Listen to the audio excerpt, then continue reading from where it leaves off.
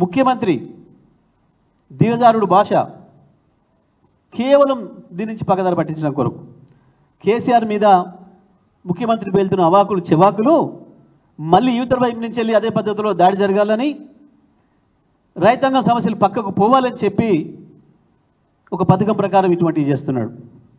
ఏమన్నాడు కేసీఆర్? నిన్ను ప్రజానికానికి గుర్తు చేస్తున్నాం, మిమ్మల్ని కూడా అడుగుతున్న మీడియా మిత్రుల్ని. గత 11 నెలల కాలంలో ఆ పార్లమెంట్ ఎన్నికల 10 రోజులు తప్ప కేసీఆర్ ఎప్పుడైనా ఈ రోజు వరకు ఒక్కసారి ముఖ్యమంత్రి రేవంత్ రెడ్డినో ఇంకొన్నో ఒక మాట అడిగిండా అన్నాడా? మీ రాహుల్ జోలికి వచ్చిండా? కేసీఆర్ నిజమే లేనే లేడు. కేసీఆర్ని మర్చిపోయారు అనుకున్న కేసీఆర్ గురించి నువ్వెందుకు భయపడుతున్నావు? రోజు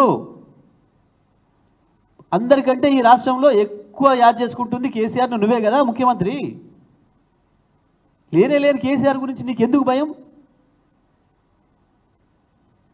కేసీఆర్ని కాదు, కేసీఆర్ నీడని కూడా చూడలేదు కదా నువ్వు. ఎందుకు భయపడుతున్నావు? ఎందుకు మాట్లాడుతున్నావు ఆ చెత్త మాటలన్నీ? ఎందుకు ఆ రోత మాటలన్నీ మాట్లాడుతున్నావు? మూసికి మించిన కంపుతోనే నువ్వు నీ మంత్రులు దేనికి మాట్లాడుతున్నారు? ఎందుకు వణుకుతున్నారు? తేలిపోయింది మీ చేతగానితనం, మీ దొంగతనం, మీ ద్రోహం బయటపడిపోయింది ప్రజల్లో. ప్రతి వర్గం ప్రజలు అసహనంతో ఉన్నారు. నిన్న కొడంగల్లో జరిగిన దాడి, అధికారులపై జరిగిన దాడి, అది అధికారుల మీద జరిగిన దాడి కాదు, అది ముఖ్యమంత్రి రేవంత్ రెడ్డి మీద జరిగిన దాడి. ముఖ్యమంత్రి రేవంత్ రెడ్డి పైన సొంత కాన్స్టిట్యున్సీ ప్రజలకు ఏర్పడిన అభిప్రాయానికి నిదర్శనం అది. అంటే నువ్వు కనపడితే, నువ్వేదైతే మొన్న వాగొచ్చినావో మూసీలో, ఒళ్ళు వాగులుతుందని, వీపు చింతపండు అవుతుందని ప్రజలు దానికి సిద్ధంగా ఉన్నారు అని అర్థం. నీ ప్రతినిధి కొట్టిండ్రు అంటే నిన్ను కొట్టినట్టు.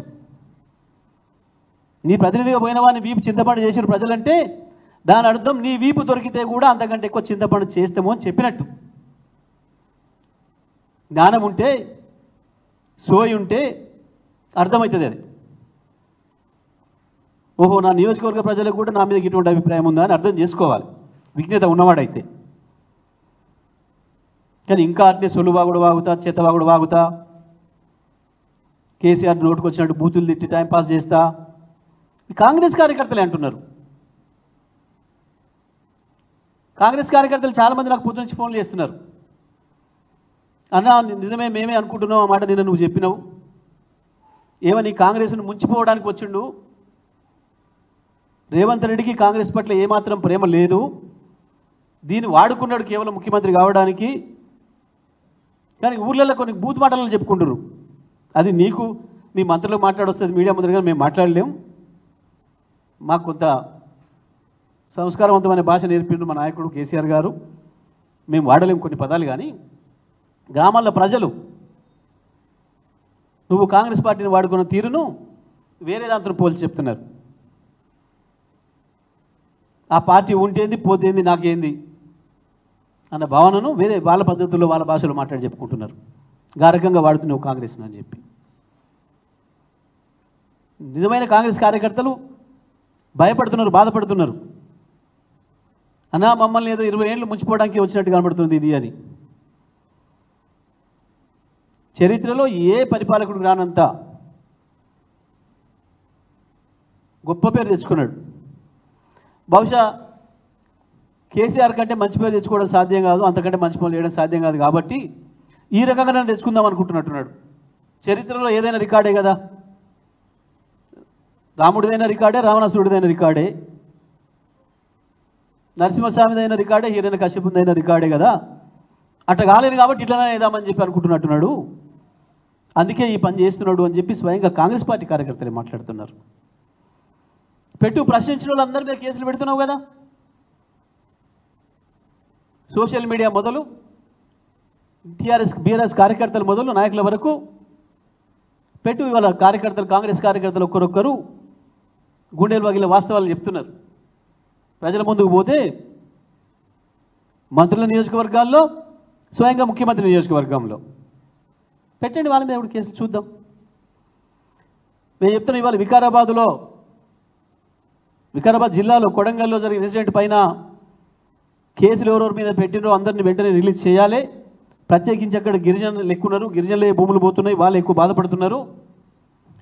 మీ కలెక్టరే దాడి జరగలేదు అని చెప్పిండు. మరి ఏ కంప్లైంట్ మీద పోలీసులు అరెస్ట్ చేస్తున్నారు? రాత్రులు ఊర్ల మీద పడి వందల మంది వేల మంది. ఇది ప్రజాపాలన. ఈ రాష్ట్రంలో కొంతమంది మేధావులు ఉండే పాపం ఇప్పుడు వాళ్ళు కూడా మాట్లాడాలి. ఒక్కసారి కొడంగల్కి పోయి రావాలి. పౌర హక్కులు, ప్రజా హక్కులు, ప్రజాపాలన ఇప్పుడిప్పుడే చేస్తుంది ప్రభుత్వం, పని మొదలుపెట్టింది అని చిలక పలుకులు పలుకుతున్న మేధావి ఆచార్యుల వారు ఒక్కసారి కొడంగల్ ప్రజలకు గుండె చప్పుడేందో వినిరా. ఒక్కసారి పోయి ఏ మార్కు ప్రజాపాలనో, ఏ మార్కు ప్రజాస్వామ్యమో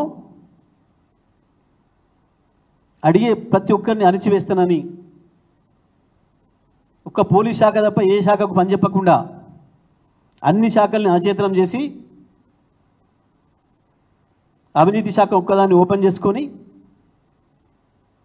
పోలీస్ శాఖతో అణిచివేస్తానని చెప్పి ఒక మూర్ఖ పద్ధతుల్లో, బహిరంగంగానే ప్రజల్ని దోసుకునే పద్ధతుల్లో ఈ ప్రభుత్వమే ఇవాళ వరి ధాన్యం ధర పడిపోవడానికైనా, పత్తి రైతులు దోపిడీ గురి కావడానికైనా కారణం ఇది స్పష్టంగా ప్రభుత్వ దోపిడీ, ప్రభుత్వ మోసం.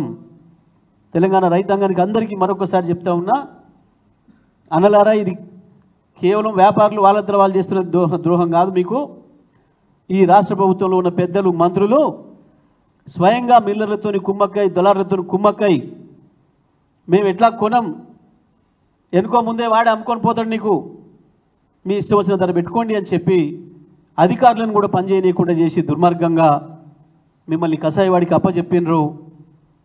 ఇది తెలంగాణ రైతాంగం ఇవాళ తెలుసుకోవాల్సిన విషయం. ఇంత దుర్మార్గంగా మళ్ళీ పాత పరిస్థితులు తెచ్చిండ్రు.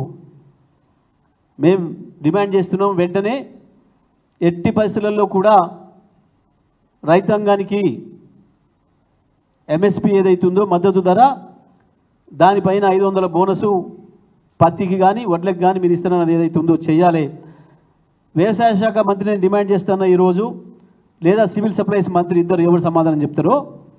ఈ రోజు వరకు ఎంత వరి ధాన్యం కొన్నారు, ఎంత పత్తి కొన్నారు, దేనికి ఎంత పేమెంట్ జరిగింది, వడ్లకు బోనస్ ఎంత ఇచ్చిండ్రు, పత్తికి బోనస్ ఎంత ఇచ్చిండ్రో చెప్పి తీరాలి. లేదంటే తప్పకుండా నేను ఏదైతే ఆరోపణ చేసినో దాన్ని మీరు ఒప్పుకున్నట్టే. మీరు డబ్బులు దొబ్బి రైతాంగాన్ని వాళ్ళకి అప్పచెప్పినట్టే. దీనిపైన స్పష్టత ఇవ్వాలని చెప్పి నేను డిమాండ్ చేస్తూ ఉన్నా.